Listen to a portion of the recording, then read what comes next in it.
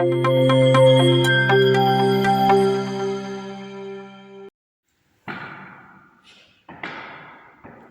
viewers, welcome to RPIIT Academics.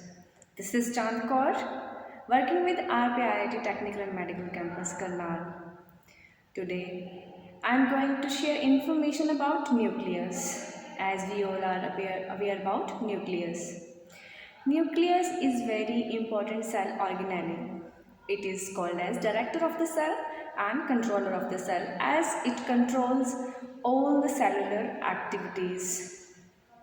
It was first discovered by Robert Brown in orchid cells. It makes a difference between eukaryotic and prokaryotic cells.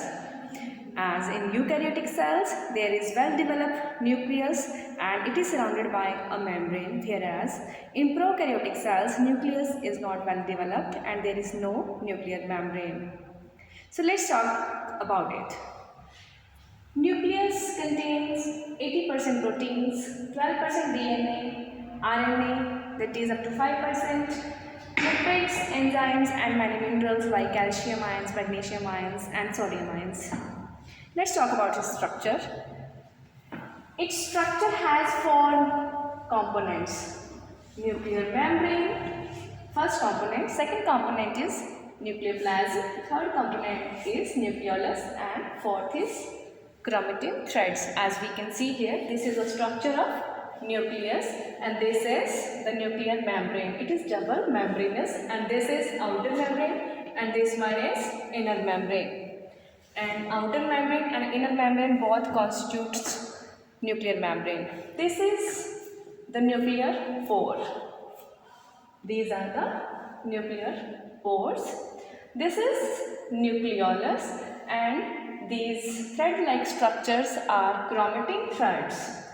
And this is nucleoplasm, which is also called as karyolymph. Nucleoplasm is also called as karyolymph. So let's talk about the 4 major constituents of nucleus. So first is nuclear membrane. So there are 2 membranes. One is outer and other one is inner membrane. So nucleus is bilayered and it controls the nucleocytoplasmic interactions and exchange of material. It is porous and formed by the fusion of ER, that is endoplasmic reticulum, during telophase of cell division. The next component is nucleoplasm. This is the nucleoplasm. Nucleoplasm is transparent, homologous, semi-fluid colloidal substance present inside the nuclear membrane. It is chemically formed of water, minerals, enzymes, sugars, ribosomes and nucleotides. It maintains shape of the nucleus. This is the third component. This is nucleolus.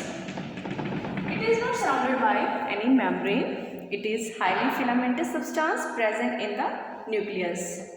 As I told you, it is not surrounded by any membrane and it is the site of ribosomal synthesis.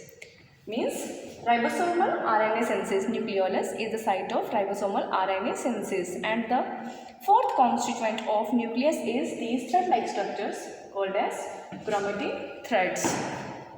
These are fibrous. They are very thin threads present in the nucleus and they are composed of DNA and RNA and they carry genetic information.